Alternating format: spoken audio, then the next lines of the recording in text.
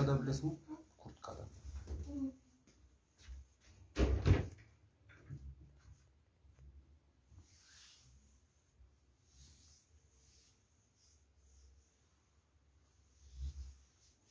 Ассаламу алейкум, Тилек, кандайсың?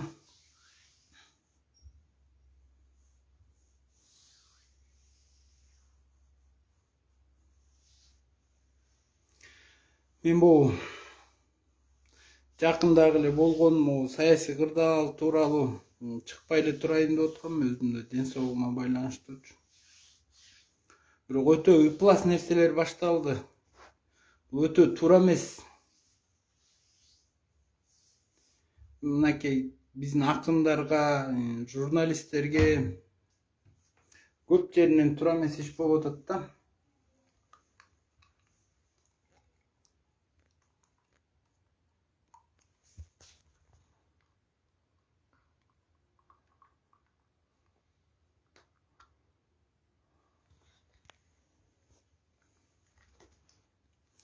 Туура эмес иштер көп болуп атат.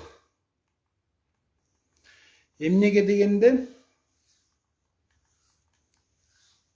ар бир саясаттан ноль экен да. Кыргызстанда геополитика да бар да. Адамдын аброю бар.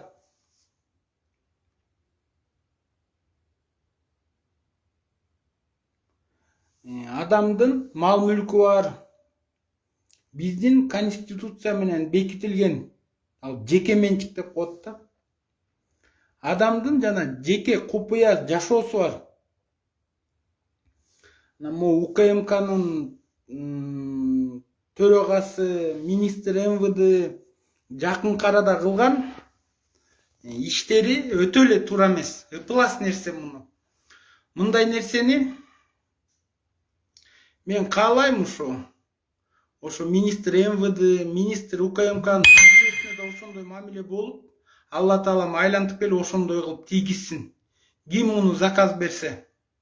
Айырмасы жок, президент заказ бердиби, Акылбек Жапаров заказ бердиби, Камчыбек Ташиев кылдыбы, Ниязбеков улан кылдыбы, ушинтип видеого тартып, уят кылып. Эми мына бөркүңөрдөй көрүп койгула. Акын бул журналистиканын эң древний, эң алыстан, эзелте ата бабаларыбыздан бери келаткан бул ошо акын деген журналисттердин мындайча айтканда аналыгы да. Журналисттерден акындар келип чыккан десеңер болот. 30 жылдык бийликте бир дагы президент, бир дагы акындарды шылдыңдаган эмес мынчалык деңгээлге. Бул биринчиден. Андан кийин акындынбы, журналисттинби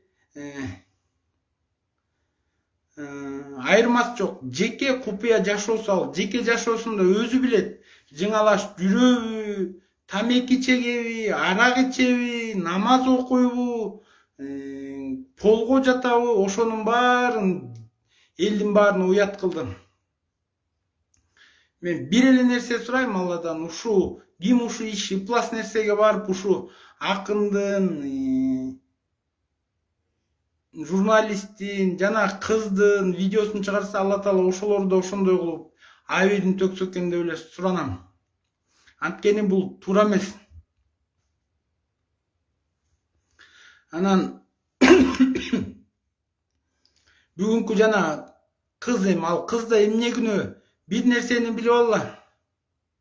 Ал кызы бирөөгө эне. Бул бирби. Бирөөгө карындаш, бирөөгө эже, бирөөгө жеңе болот, кийин апа болот. Бүт жашоосуна, тагдырына балта чаап атышат. Ошо эле болот Темировдун, болот Назаровдун тагдырларына балта чабышты буларчы. Өтө ыплас нерсе. Ошон үчүн мындай нерселерди бирде унчукпастан баарыңар өзүңөрдүн оюңарды жазып, Facebook'tan ачык айкын оюңарды билдиргенге үйрөнгүлө. Мен азыр көптөгөн бизнесмендер Кыргызстандан кетип калып атышат. Бизнестерин рейдерский захват кылып атат, тартып алып атышат. Мунун баарын да жакында чыгарабыз. Мындай болбойт. Бул туура эмес нерсе. Анан баарыңардан суранам, могу Кыргызстандын жерин силердин, менин аталарыбыз каны менен, тери менен, жаны менен сактап калган жер. Анан өзүңөрдүн жериңерде жашап атып, бирөөдөн коркосуңарбы? Коркпогула, эмнеден коркосуңар? 3 президент, 3 революцияны көргөн кыргыз эли кымтыйып коркосуңарбы? Өзгөчө бул бизнесмендерге айтам, бизнесиңерди тарттырып алып отурасыңар былтыйып. Эмнеден коркосуңар? Чыгып айткыла, айта албасыңар бизге жөнөткүлө, далилдер менен биз чыгарабыз анын баарын көрсөтүп. Өтө уят нерсе, мынакей азыркы видеолорду көрүп атасыңарбы? Бүт шейшеп заман болуп калганда.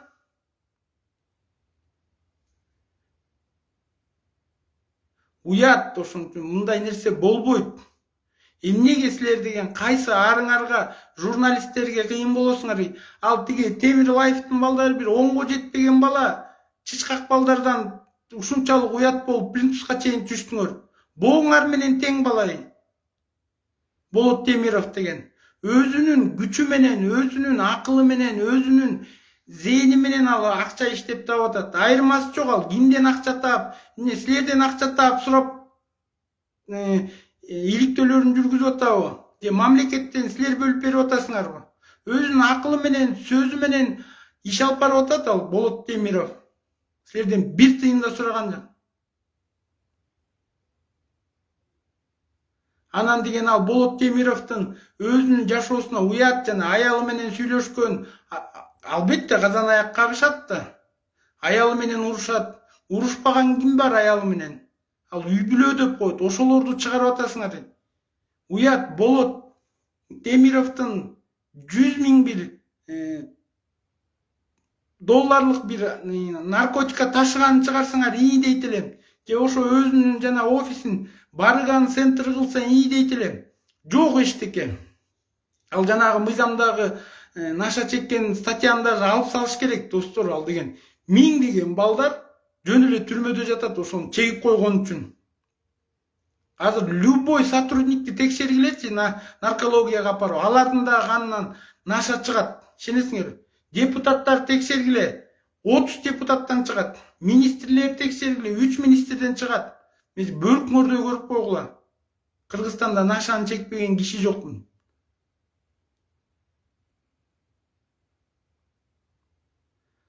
Жок, Бакир бар болуш керек. 2 статьяда, бирөө ошо колдонгон статья, бирөө распространять. Распространять деген жаманда, бирок экөөнү тең алып салыш керек. Бул кереги жок нерсе.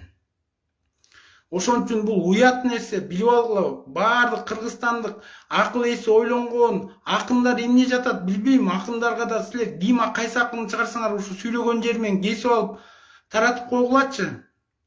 Болотту колдоп чыгышсын, акты ак, караны кара деп айтпайбы? Эмнеге 1,5 жылдан бери мен байкап атам, акындар унчукпай эле да. Эмнеге унчукпай эле билбейм. Конкретно айтышсын, болгонун болгондой.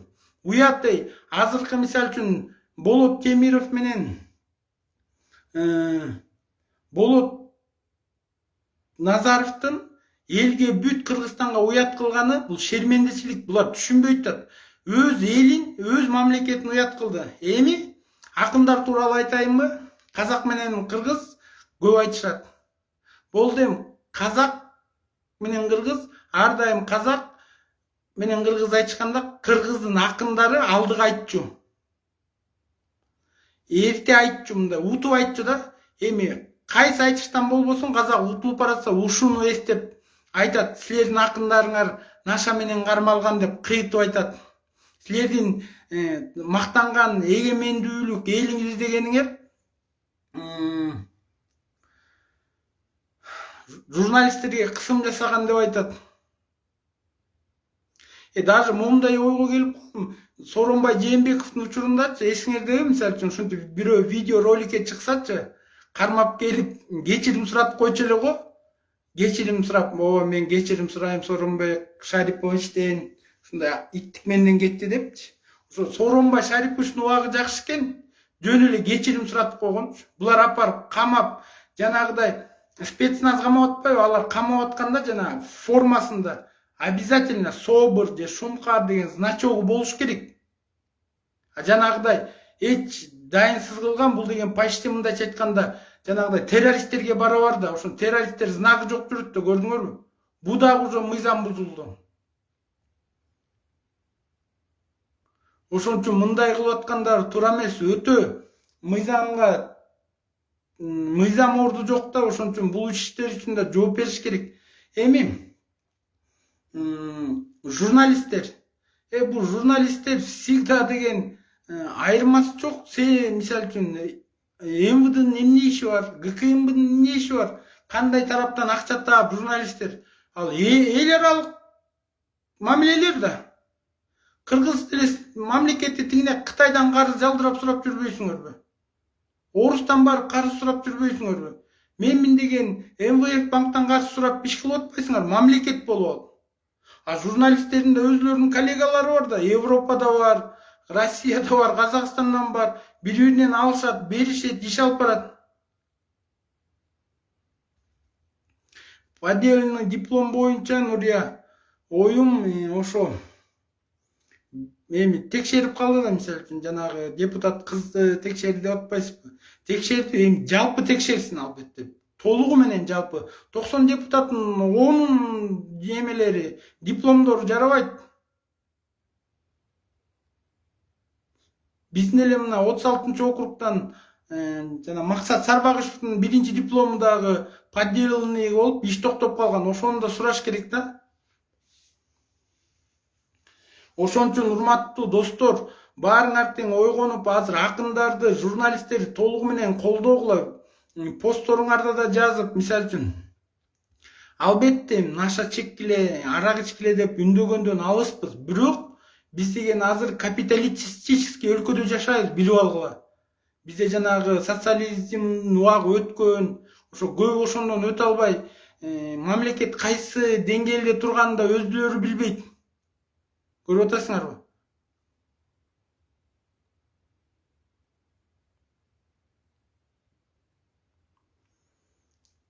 Ошон үчүн деген ар бирөөнүн өзүнүн иши бар, өзү билет.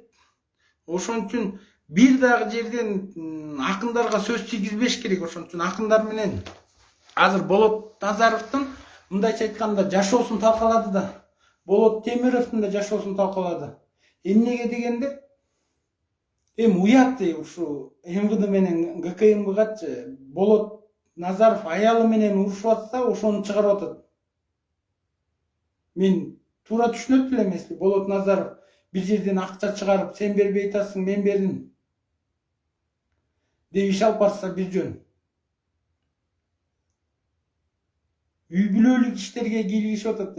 Шейшеп текшергич болуп калды ал тиги Камчыбек Ташиевичиңер.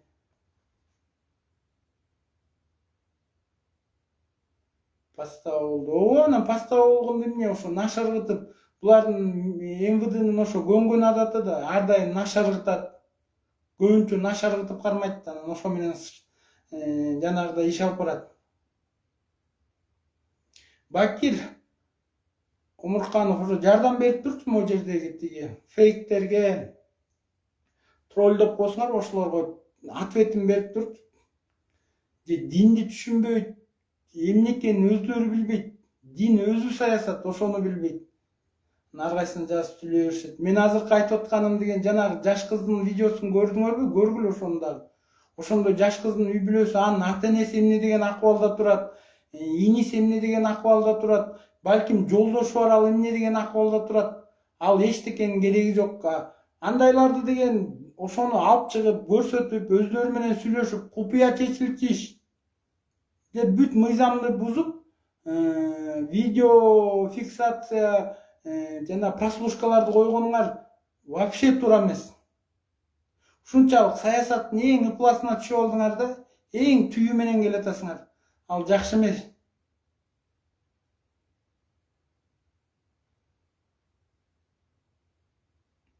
Ошон үчүн деген бүт баарын айтып, ачык айтканга көнгүлө уже. Мен байкасам эч кимге деле учукпайсыңар. Анан айла жок айтып чыкканга уже эме келип атат да. Азыр да жөн эле жаткан, жана видеороликти бирөө жөнөтүптүр, байки ушу болобу деп, анан көрүп чыгып, болбойт, андай туура эмес.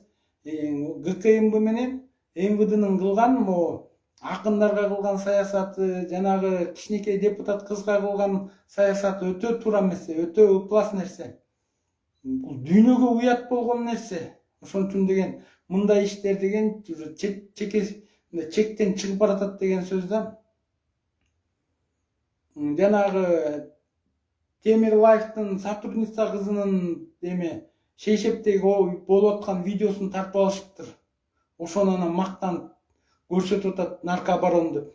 Наркооборондор Баткен менен Тажикстан чек арасында жүрөт, ошолорду кармабайсыңар кыйын болсоңор. Бир да результат жок. Анан туруп алып.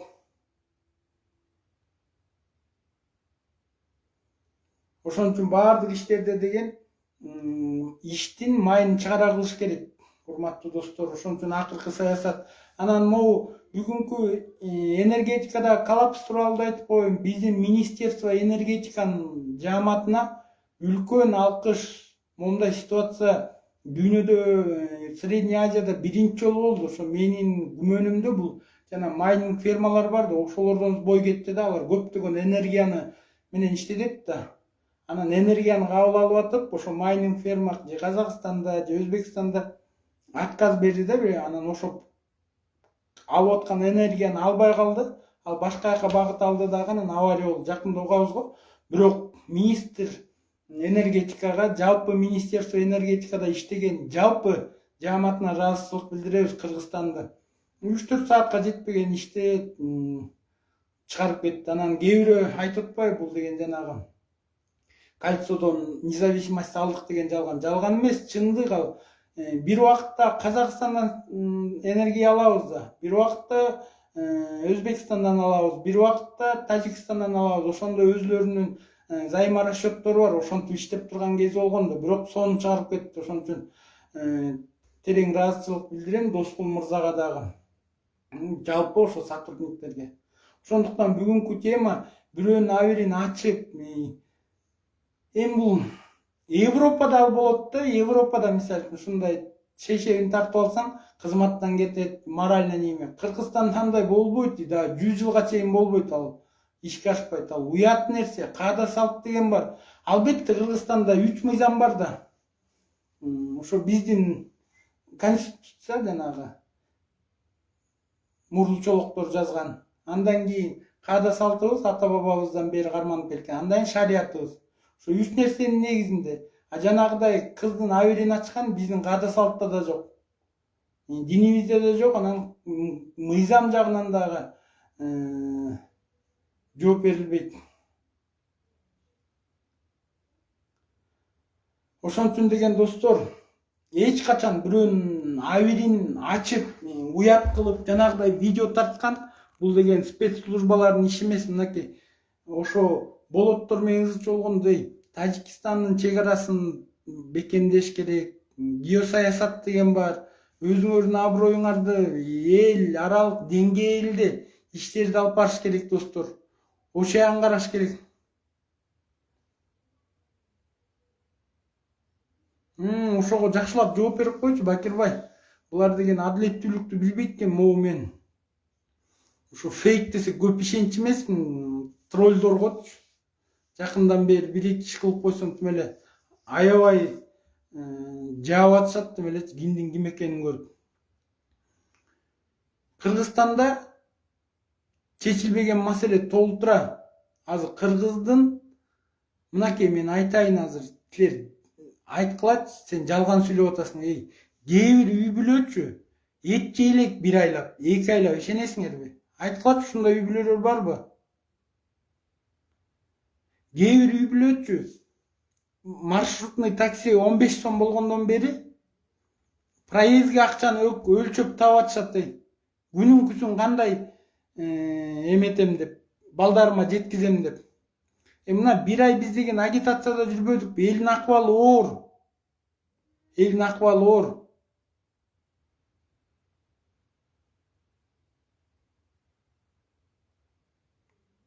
Түшүнүп атасыңарбы? Элдин акыбалы оор. Тамак аш жагы оор.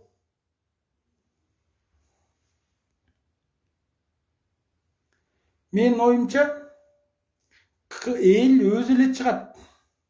ачкачылыктан көчөгө чыгат, ошондо ит болот да. Силер ойлоп атасыңар, мисалы үчүн бирөө келип революция, Кыргызстанга бирөө келип революция кылып же бир лидердин артынан чыгып революция эмне болот? Кыргызстандын менталитети эл чыгып революцияны кылат. Мен башыман 3-чү революцияны көрдүм го, өзүм жеке көрдүм, ошо 6 ай 1 жылдан бери аралашып жүрүп. Эл ачкачылык менен кадр саясатынан келип чыгат. Ошон үчүн жанагыдай видеолорду чыгарган мен бир эле тилектемин, ошондой видеолорду ким заказ берсе, ошондой видеону чыгарганга, тарттырганга, ошонун энесин ошентип тарттырсын Алла. Ошонун кызын ошентип тарттырсын. Ошонун келин баласын ошентип тарттырсын. Кайненесин ошентип тарттырып чыгарып элге уят кылып шерменде кылсын. Ошондой акмактардын кылганы. Иштегенди билбейсиңер. Ошон үчүн ошондой тупой эмелерге, варианттарга барып атасыңар да, журналисттерди уят кылып, бооңар менен тең кыз, жанагы депутат кыз. Ошончолук уят кылдыңар. Ал эмне деген психологический давление, эмне деген травма алды. Журналист бала деле, Болот Темиров деле, бооңар менен тең неме, урматтуу Ташиев, Ниязбеков улан, МВД министри. Ошончо уят кылып. А жана акындар, мейли журналист, депутат ал кете берген, бирок акынды уят кылып, ушунча уят кылган, бул кыргыздын каада салтына да лайык келбейт, билип алгыла.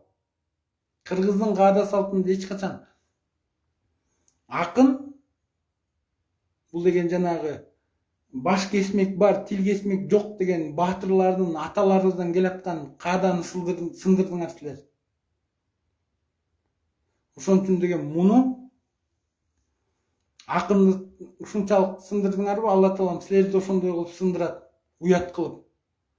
Акын деген айтат да, айырмасы жок. Акын деген Токтогул атадан, мен билгенден Токтогул атадан берген акыйкатты айтып келген акындар алар деген.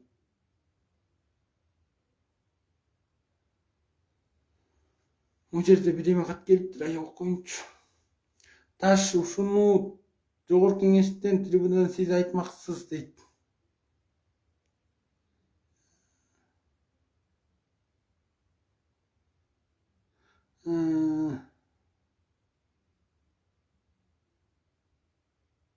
Ооба, айтмакпыз. Эми ал Жогорку Кеңешке барсак мындан катуу сөздөрдү айтмакпыз. Аякта инструмент болмок да. Кудай буйрса, алда тагдырга жазылса барып кылып алабыз. Бирок мен дагы жанагы кыздын видео роликтерине, Болот Назаровдун жанагыдай иштерине өтө ичим атышып атат, уят. Кыргызда эч качан андай болбойт. Бир нерсени билип алгыла. Албетте биз мындай капиталистический өлкөбүз, демократия дейбиз, бирок бизде баары бир мыйзамдан да биринчи каада салып турат. Азыркы Кыргызстандын деңгээлин айтып атам да, андан кийин дин турат, андан кийин мыйзам турат. Көрдүңөрбү? Мен айтсам ишенбейсиңер, Кыргызстанда билип алгыла, митинг менен гана чечилет вопростор. Болду, мындай ыңгайы келсе чечилет, ыңгайы келбесе чечилбейт. Ошон үчүн биздин күч митингтерде өзүбүздүн оюбузду, өзүбүздүн пикирибизди митинг аркылуу чечебиз.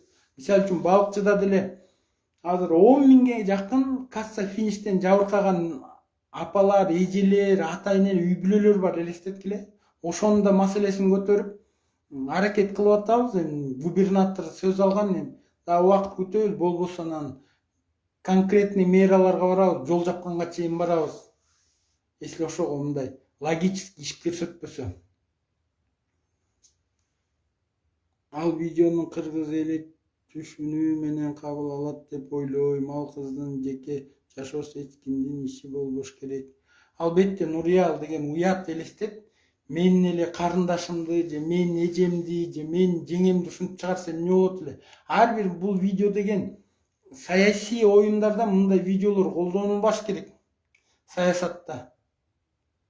Адамдын купуя жашоосу, ал деген мыйзам бузуп бир, мисалы үчүн жанагыдай одоно мыйзамдарды бузса ии десең да болот. Анан мыйзамсыз бирөөнүн, мисалы үчүн мынакей Болот Темировдунчу аялы менен урушуп атканды чыгарып мактанып атат, эле бир укмуш, бир шпионду кармап, шпиондун переговорун, ал уят. Мына айткылачы могу жерде мына баарыңар аялда эркекте көрсөтүп атат. Силерге кандай болот эле жазсаңар, күйөөңөр менен же аялыңар менен по телефону урушуп аткан записи чыгарса. Аякта бүт сүйлөшөсүң да, казан аяк тууралуу сүйлөшөсүң, урушасың, сөгүшөсүң, айтышасың. Жашоо да ал. Ошо туурабы мисалы үчүн айтсаңар, сенин аялың менен же сенин күйөөң менен болгон мамилени прослушка кылып алып анан чыгарып атат ушу. Мына урушуп атышат депчи. Кандай дейсиңер? Туура дейсиңерби ошо ойду? Туура эмес да. Жазгылачы ушуну туура же туура эмес деп. Аялың менен күйөөңдүн урушуп атканын көрсөңөр, жазып чыгарса. Биздин спецслужбанын эки эле максаты бар билесиңерби? Булар деген военный эмес да, булар азыр чек-араны сакташ керек толугу менен. Бул бир, эң биринчи. Андан кийин сырткы душмандардан маалымат алып келиш керек. Кыргызстанга кандай саясий оокаттар жүрүп атат?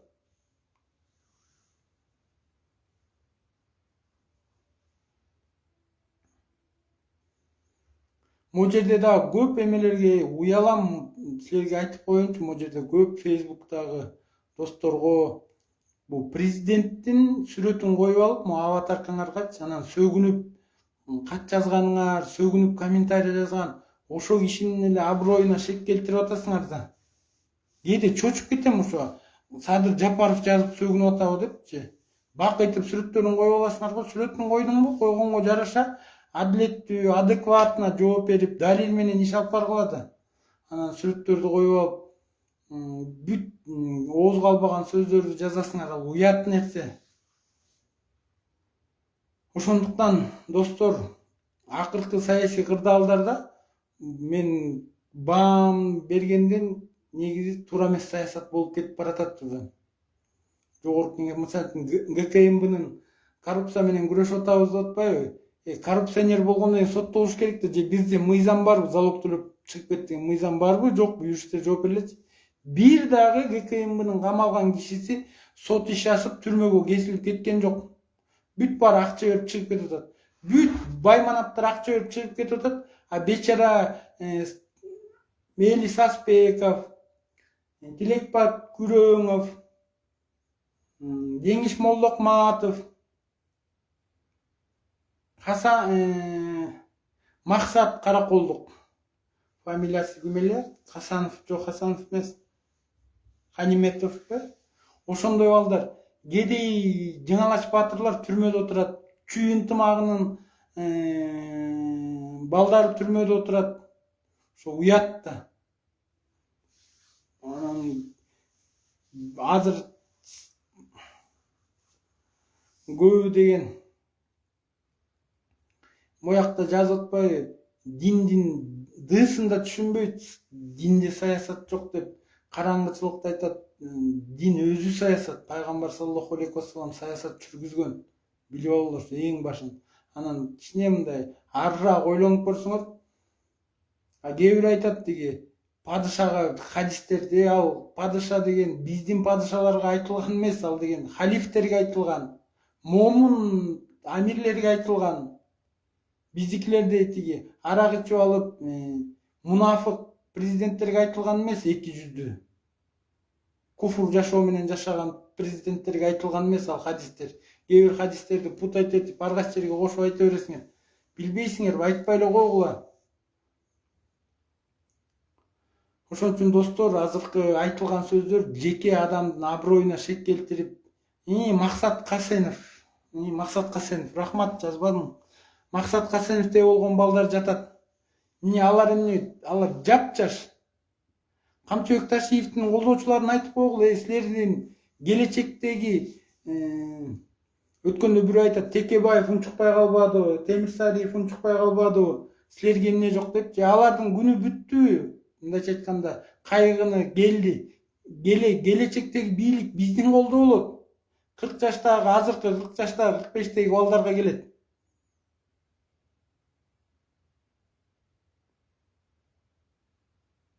Баары бөркүңөрдөй көрүп койгула, мына ушул жерин сохранить этип алгыла. 10 жыл, 5 жылдын ичинде биз келебиз бийликке буюрса. Жакшы мыкты балдардын тобу менен. Ошо Текебаев ушулар унчукпай калбады. Алар саясатта Кыргызстандын тарыхында орду бар. Текебаевдин, Адахан Мадумаровдун, чоң саясатчылардын орду бар Кыргызстандын тарыхында. Аларды тарыхтан чийип да кое албайсыңар, эчтеке өчүрүп да ала албайсыңар. Ошон үчүн мен айта берсек, неге ушуларга мындай Текебаев, Адахан Мадумаров ушундай кишилерге айтпайсың оюңду деп. Аларга айтыш үчүн ошолордун деңгээлиндеги саясатчы болушуң керек да. Анан кантип айтасың, мисалы үчүн өзүң биринчи класс болсоң, анан тиги профессорго эмне деп айтасың? Алар деген өзүнүкүн арыгын чаап койгон Кыргызстандын саясатында. Алар деген биз көргөндө албетте эки тарабы бар. Колунда бийлик бар кезде кандай колдонгон, ошого гана анализ бериш керек. Кийинчерээк эми аны. Мадумаров мыкты саясатчы, өтүп кетпедиң бул жерде. Мадумаров тууралуу эмне? Мадумаров мыкты саясатчы. Жогорку кеңеште көрдүңөрбү, өзүн агай катары сезип бүт мыйзамдарды үйрөтүп атат. Анан протокол тууралуу, ошо Мадумаров тууралуу айтып кетпедиң? Мадумаров тиги 270 метрге протокол койгон. А бул Кемпир-Абадка Ташиевде бар протокол койгон да туурабы? Мына ким билсе айткылачы, протоколго койгонбу Кемпир-Абад боюнча. Ошон үчүн эмнеге чакырбайт мыйзам? Көрдүңөрбү? Кош стандарттуу болуп атат. Мадумаров мыкты саясатчы, позициясын берген, канча жылдан бери бербей жүрүп, мынакей жогорку кеңешке кирди, эми майын катыра ишин алып барат деп мен ал кишиге ишенем. Жогорку кеңештен бир 10 депутатка аябай ишенем. Могу Альянсда Фархат деген депутат бар, өзбек жигит. Эрулан Кокуловго, Медер Алиевге, дагы Жанар Акаев, аттарын унутуп атам. Жана министр иностранных дел болуп жүрбөдү? Ошол жигитке, ошол балдарга аябай ишенем. Анан кыз келиндерден чото көрө алган жокмун. Адахан Мадумаровго ишти алып барышат депчи. Сулайманов, Алтынбек Сулаймановго иш алып барат. Ошолор бир 10 чакты депутат бар, Айдар Алиев, ошо 10 чакты депутат бар, иш алып барат деп мен ишенем. Ошолордун арасынан эскилерге кошулуп калган Марлен Маматалиевке да ишеним артам. Ошо мынтип саясатчы болуп калды, ошо ар бир эменин ишин алып барып, иш алып барып жетишет депчи. Анан биз бияктан чекесинен жардам берип турабыз, Кудай буйрса. Колубуздан келген жардамды беребиз. А муякта көбү караңгы түшүнбөгөн немелер вообще билбейм, алар ошо жанагыдай фейк болгон үчүн акча төлөйт деп атпайсыңар. Ошо мага деле төлөсө жакшы болмок. Фейк болуп алып иштеп көрөт элем. Ооба, Балбак Байке да бар. Балбак Байке дагы колунан келишинче эки тарап менен иштеп, ал дагы жакшы иштерди алып барат деп ишенем. Кудай буйрса. Ошон үчүн деген жакында чоң саясий кыймыл негиздеген там буйрса. Сейит Атамбаев да бар. Ооба, Сейит Атамбаев. Эми ал мыкты, мисалы үчүн Замирбек, мен кана Акаевпи, Бакиев, Атамбаев 3 президент болду да туурабы? Сооронбай Жээнбековдун уулу жок. Ошо президенттерден атага тең уул. Ошо Сейит Атамбаев менен Кадыр Атамбаевди көрдүм. Ошо революцияда дагы чабышып жүрүштү да. Чыгышты мына өзүнүн күчү менен чыгып депутат болду да. Кудай буйрса.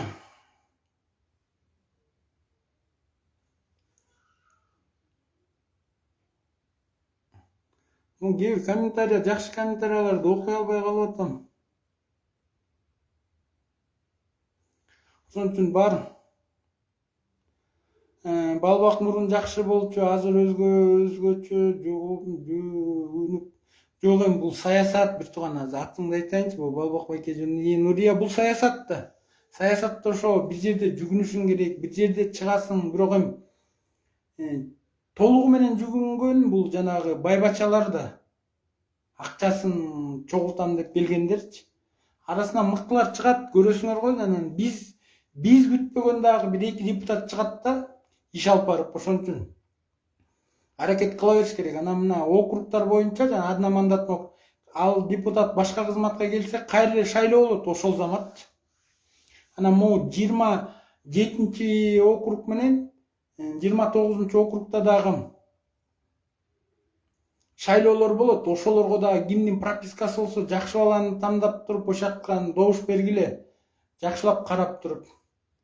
Сөөгү таза, акылы тунук иш алып барган баланы, Кудай буйрса. Ошон үчүн достор, ар бир өткөндө Текебаевдин интервьюсун уктум, силерге дагы кеңеш берем, ошону уксаңар. Бир Кыргызстанда 10го жакын саясатчы бар, ошолордун мындай саясий багытын кубаттап колдобосом дагы, бирок пикирин, тажрыйбасынан көп акыл алам да. Текебаевдикин угуп көрсөңөр, өтө чоң геополитиканы түшүнгөндөргө, ички саясатыбызды түшүндүргөндөргө чоң нерсени айтты. Ошол менен да иш кылса болот да, көп мамилелерди айтты да. Эми ал Мадумаров тууралуу дагы айтып атпаймынбы? Мадумаров Кыргызстандагы кандай айтат, мындай үлкөн чоң саясатчылардын бири булар деген. Баары саясатты айтып атпайм, булардын сен мен тарыхта каламын айта албайм достор, бирок алар калат тарыхтачы. Позициясы менен, айткан ою менен. Бирок адам талдаш керек. Мисалы үчүн Акаев тууралуу. Акаев эмне аксы окуяларына жооп бербейби? Акаев эмне тиги үзөңкү кушту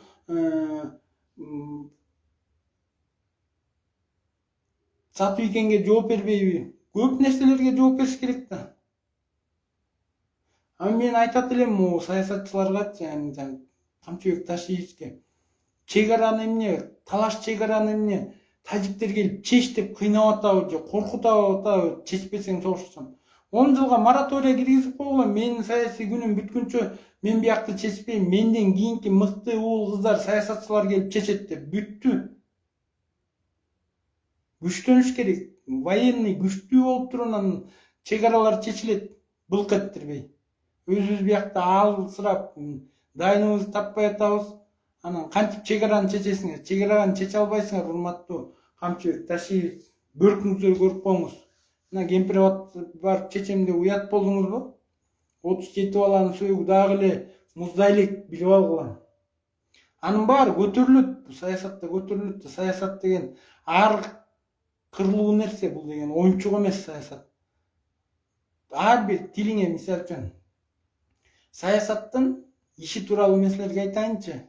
Мына Мадумаров канча жылдан бир эле протокол эчтеке чечилбейт деп өздөрү айтып кайра өздөрүнө каршы болуп атат.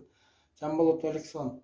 Протокол кол коюш үчүн эмне болду көрдүңөрбү? Ошон үчүн жанагыдай 50 гектарды берип салын, 100 гектарды берип салын дегенин баарына жооп бересиңер. Мисалы үчүн жанагы азыр рейдерский захваттарда болуп атпайбы? Көп бизнесмендер чыгып атат айтыпчы. Алардын да иштерин көтөрүп беребиз буюрса. Андан кийин могу саясатчыларды жүктөп жанагы куздуруп албады. Ошонун баары мына өткөндө айтпадыбы Ташиев, менин душмандарым аябай көбөйүп кетти депчи.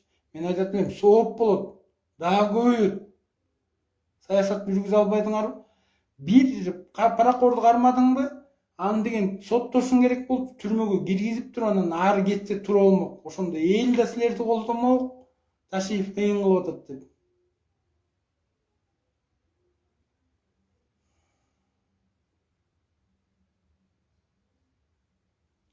Ошон үчүн баарыңарга ийгилик. Давайте жакшы жаткыла. Бөлүшүп боло. Ассаламу алейкум. Улан жазып атат. Уланды окуп коеюн. Ассаламу алейкум, братан. Өндүрүш кендир боюнча ой айта кетиңизчи. Кайсыл депутаттарын жакшы тааныйсың? Улан могу депутаттардын 90 депутаттын 30 депутатын жакшы тааныйм. Көбүнчө инилерим, досторум.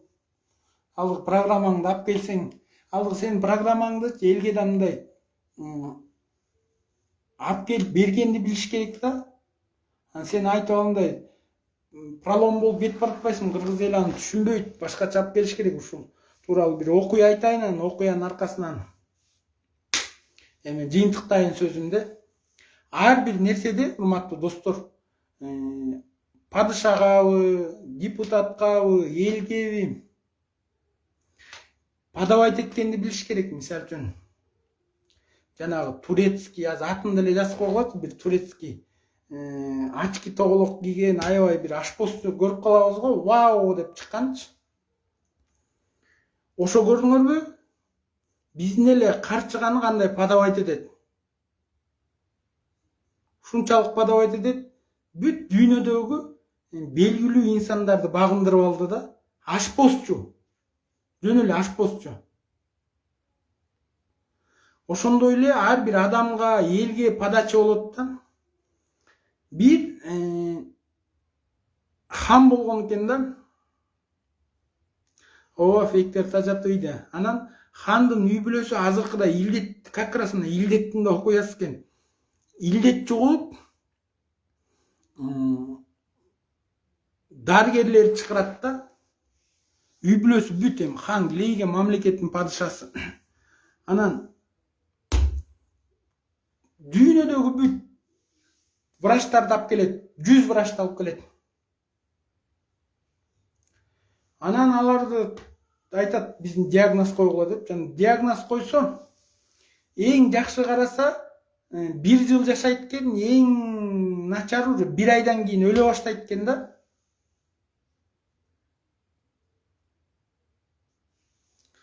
Анан врачтар айтат, короче, чогулуп туруп, консилиум кылып туруп, короче, өлөсүңөр дейт да, бүт үй бүлөң өлөсүң деген. Тиги падыша ачууланып туруп жана 100 дарыгердин башын алдырат.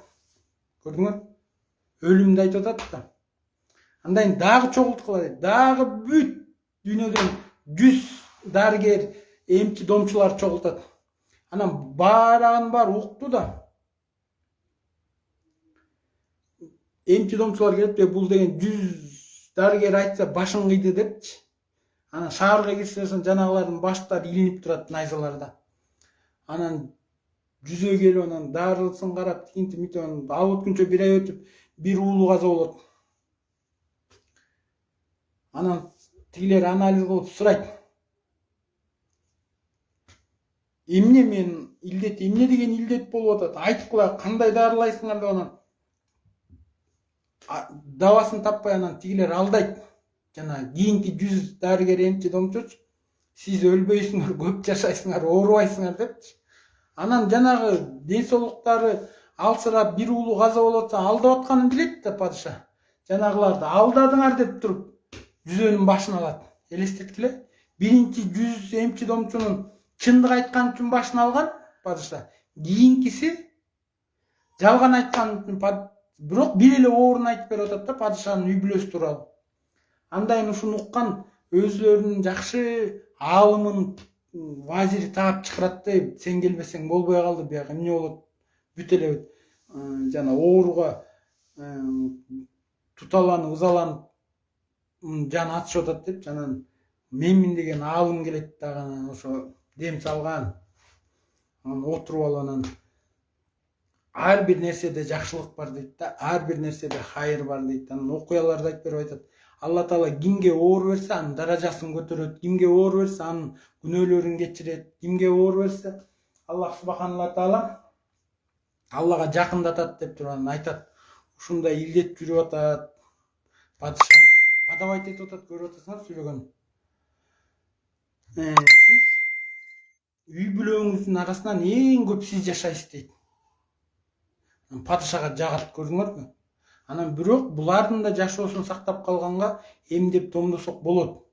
Аракетин кылалык дегенден, ошону лекар кылып жанын алып, ошону угуп, бүт үй бүлөсү чекесинен каза болуп, анан жана падыша 1 жылдан кийин каза болгон экен. Көрдүңөрбү? Ошон үчүн бардык жерде, элге да бергенде, падышага да айтканда, бийликке дагы, митингге чыкканда да бүт жерде ошо подачаны билиш керек, достор. Ошон үчүн улан инин сага жакшылап айтам. Ар бир нерседе мыйзамда подачаны билиш керек. Туура подавать этип, элге туура түшүндүрүш керек. Ошон үчүн элге туура түшүндүрө алсаң, жанагыдай турецкий ашпозчу бизче кетчө бышырып эле курдак жасап берип, элдин карасы дүйнөнүн сүймөнчүлүгүнө ээ болду. Ошон үчүн достор, силерге узун өмүр, чын ден соолук карайм. Оорубагыла, өзүңөрдү карагыла, сак болгула.